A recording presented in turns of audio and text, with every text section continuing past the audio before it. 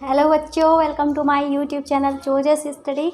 मैं हूं ज्योति गुप्ता। मैं लेकर आई हूं 9th क्लास की मैथ, जिसकी एक्सरसाइज है 8.1 और क्वेश्चन जो है वो है हमारा सातवां क्वेश्चन कह रहा है ABCD एक समचतुर्भुज है। दर्शाइए कि विकर्ण AC कोणों A और C दोनों को समद्विभाजित करता है तथा विकर्ण BD कोणों B और D दोनों को समद्विभाजित करता है।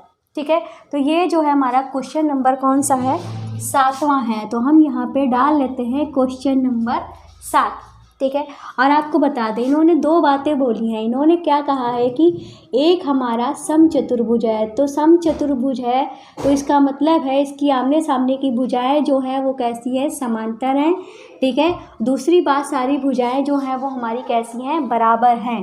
ठीक है, इन्होंने पहले मान ये ABCD है ना, तो नाम डाल देते हैं ABCD।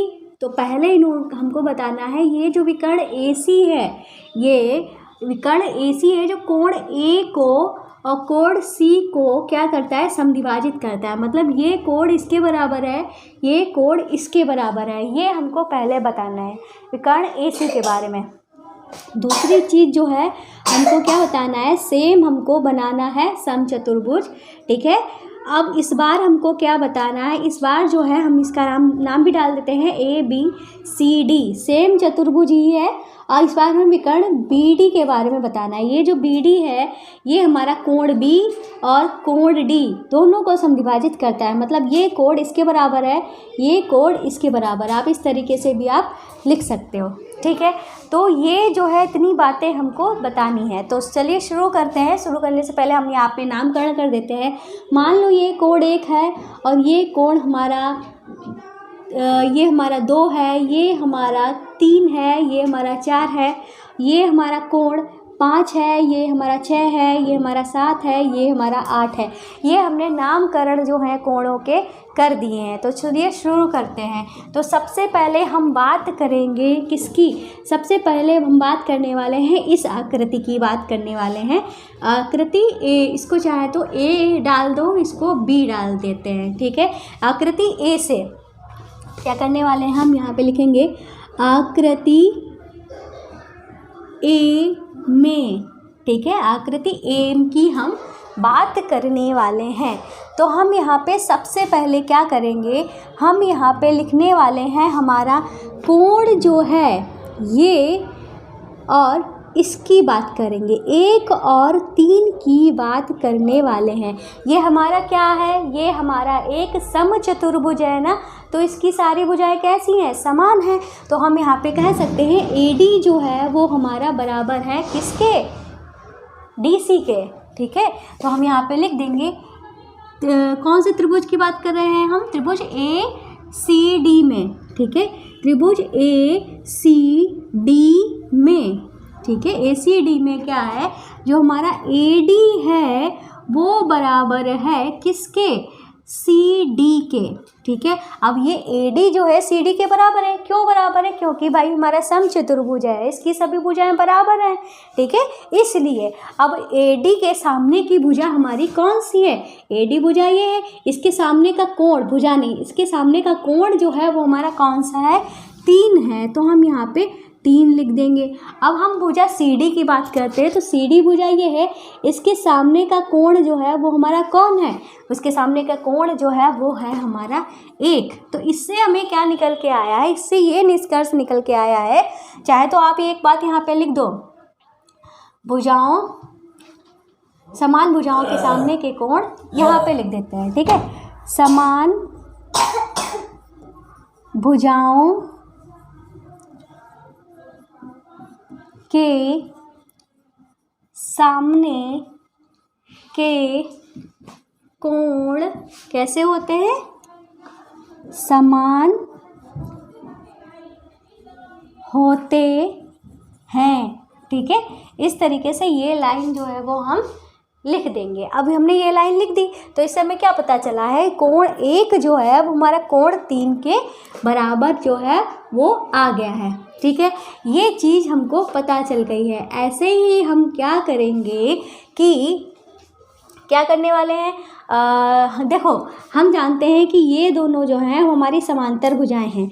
कोई तीसरी भुजा जो है इस तरीके से काट रही है, ठीक है। और हमने आपको पहले ही बता के रखा है कि जेड आकृति बने, चाहे उल्टी बने, चाहे सीधी बने, चाहे लेटी बने, चाहे कैसी आकृति बने, जेड आकृति जो बनती है उनके कॉर्नर के कोण जो होते हैं वो हमारे बराबर होते हैं, ठीक है। इसके हिसाब से ये यहाँ पे हमारा कोण कौन सा है, ये हमारी जेड आकृति बन रही है। यहाँ पे जो कोण 3 है वो किसके बराबर हो जाएगा, मतलब ये कोण इसके बराबर हो जाएगा। यहाँ पे हमारा कोण 3 है, यहाँ पे हमारा कोण 2 है, तो कोण 3 और कोण 2 जो है वो हमारे बराबर हो जाएंगे। तो हम यहाँ पे लिख देंगे चूँकि कोण 3 जो है कोण 2 के बराबर है। ये बराबर कैसे है, एकांतर कोण से, ठीक है। ये हमारा जो नियम है वो है एकांतर कोण का। तो एकांतर कोण से हमारा कोण 3 और कोण 2 बराबर हो गए, ठीक है। कोण 3 और कोण ये बराबर हो गए। ऐसे ही कोण 4 ये भी हमारी जेड आकृति बन रही है लेटी हुई, इस तरीके से हमारी भुजाएं हैं। तो ऐसे ही ये भी तो हमारा एक जेड है, लेटा हुआ जेड है, तो इसमें ही कोण ये वाला और कोण ये वाला, तो यहाँ पे कोण जो है वो हमारा 4 है और यहाँ पे जो कोण है वो हमारा 1 है। ऐसे ही हमारा कोण 4 जो है कोण 1 के बराबर हो जाएगा। तो ये भी हमारा एकांतर कोण से ही बराबर हो गया। अब हम यहाँ पे देख रहे हैं कि इसको हमने क्या मान लिया, 1 मान लिया, इसको हमने समीकरण 2 मान लिया, इसको हमने समीकरण 3 मान लिया, ठीक है। इस तरीके से हम क्या कह सकते हैं, 3 जो है वो हमारे किसके बराबर, 1 के बराबर तो है ही, 2 के बराबर भी है। 1 जो है वो हमारा 3 के बराबर तो है ही, पर ये 1 जो है 4 के भी बराबर है। मतलब ये जो सारे कोण हैं, मतलब कहने का मतलब ये है 1 2 3 4 सारे ही कोण जो है वो हमारे कैसे हैं, बराबर हैं। तो हम यहाँ पे कह सकते हैं कि समीकरण 1 2 व 3 से क्या हो जाएगा, कोण 1 बराबर कोण 2 बराबर कोण 3 बराबर कोण 4, ये जो है हमारे सारे कोण बराबर हो जाएंगे।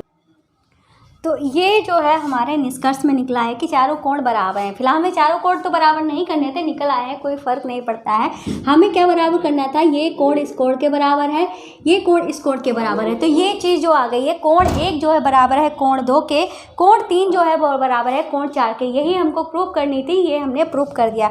तो हम यहाँ पर कह सकते हैं अतः विकर्ण AC कोण A व C को क्या करता है, समद्विभाजित करता है, ठीक है, समद्विभाजित करता है, ठीक है। इस तरीके से ये चीज़ जो है वो लिख दी जाएगी। तो ये तो हमने बात की थी इस फिगर से कि AC जो है कोण A और कोण C को समद्विभाजित करता है। अब हमें करना है इसकी बात, ठीक है। जो हमारा डायग्राम B बना हुआ है इसकी बात करेंगे, ठीक है। इसमें क्या हमें प्रूव करना है कि जो विकर्ण BD है वो कोण B और D को समद्विभाजित करती है। इसके लिए अब हम क्या लिखेंगे, आकृति B में, ठीक है, आकृति B की हम बात कर रहे हैं। तो आकृति B जो है वो हमारी ये बनी हुई है, ठीक है।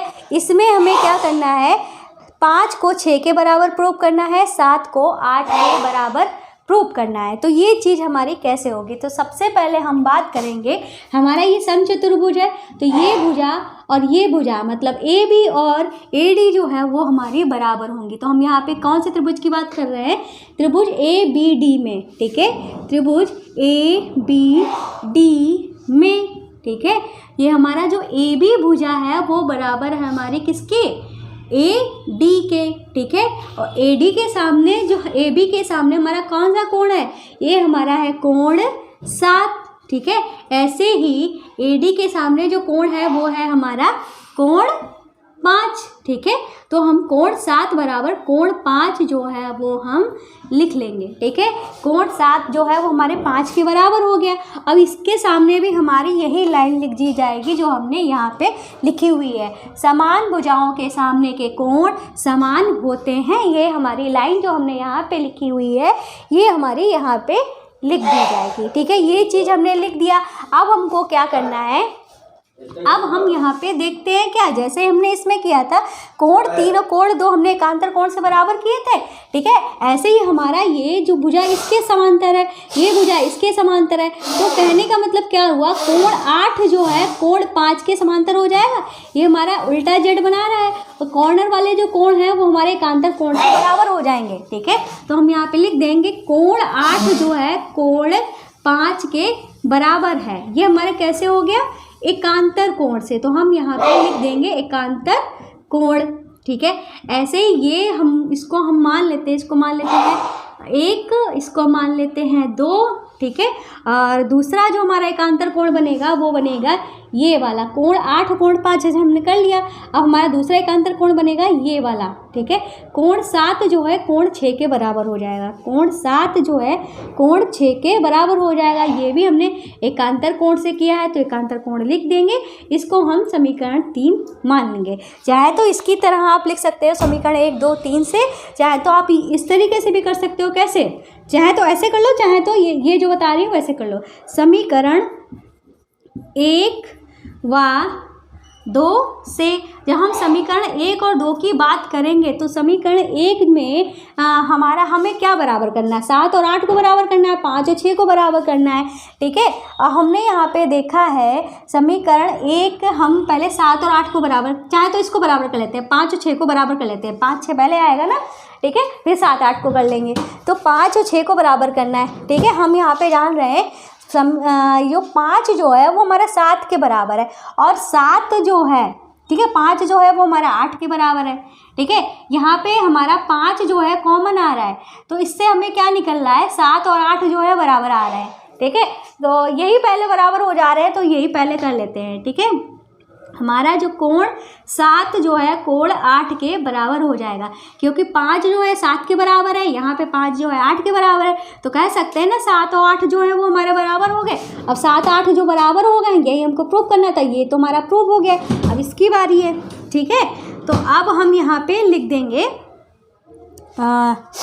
क्या, समीकरण 1 व 3 से। ठीक है, समीकरण 1 और 3 से, तो समीकरण 1 में 7 जो है 5 के बराबर है, इसमें 7 जो है वो 6 के बराबर है, तो हम कह सकते हैं ना 5 और 6 बराबर हो गए, तो हम यहाँ पे लिख सकते हैं कोण 5 बराबर कोण 6। ठीक है, ये हमारा आ गया। ये चीज़ हमें प्रूव करनी थी, तो ये भी चीज़ हमारी आ गई। चाहे तो इसकी तरह कर लो, डायरेक्ट हम तीनों को बराबर कर देंगे तो चारों ही हमारे बराबर आ जाएंगे। इसका मतलब क्या हो गया, कोण 1 इसके बराबर, ये दोनों इसके बराबर, ये दोनों इसके बराबर। ठीक है, और ये इसकी हमें ज़रूरत ही नहीं है चारों बराबर हो, ये हमसे पूछा नहीं गया, हालांकि बराबर निकल आए हैं, इसका कोई फ़र्क नहीं पड़ता है। ठीक है, तो चाहे तो ऐसे कर लो। ठीक है, तो हम यहाँ पे कह सकते हैं अतः विकर्ण कौन सा, BD कोण B व D को क्या करता है, समद्विभाजित करता है, समद्विभाजित करता है। इस तरीके से हमारा लिख दिया जाएगा। ठीक है, तो क्वेश्चन जो है वो हमारा कंप्लीट हो गया है। इस क्वेश्चन में ऐसा कुछ खास था नहीं। एक बार हमने AC को लेकर किया, एक बार हमने BD को लेकर किया। सबसे पहले हमने कोण भुजाओं वाला जो नियम होता है वो लगा दिया, उसके बाद एकांतर का नियम लगा दिया, फिर हमारे क्वेश्चन निकल के आ गए, हमने उसी से सॉल्व कर दिया। वैसे इतना सा करना था। तो क्लासेस जो है उम्मीद है आपको अच्छी लगी होगी, तो भाई हमारे चैनल को सब्सक्राइब करना, वीडियो को लाइक करना नहीं भूलेंगे। और आपको बता दें, आपको पता ही चल गया होगा हमारा ऐप जो है वो लॉन्च हो चुका है। तो अगर आपको फ्री में नोट्स, मेरे हैंड रिटन नोट्स और प्रिंटेड नोट्स, जो जैसे भी आपको नोट्स चाहिए, बुक्स फ्री में चाहिए, PDF वगैरह डाउनलोड करनी है, तो आपको क्या करना होगा, हमारे ऐप को डाउनलोड करना होगा। सब कुछ फ्री में है, तो आप जाइए, ऐप को डाउनलोड कर लीजिए। उसकी जो लिंक है वो डिस्क्रिप्शन बॉक्स में मिल जाएगी। साइंस पढ़ना है तो साइंस वाले चैनल पे चले जाइए। लाइव क्लास डेली होती है 8 बजे साइंस वाले चैनल पे, जहाँ मैथ्स के डाउट्स वगैरह क्लियर किए जाते हैं। अगर आप इंटरेस्टेड हो तो हमारी क्लास को ज़रूर अटेंड करिए।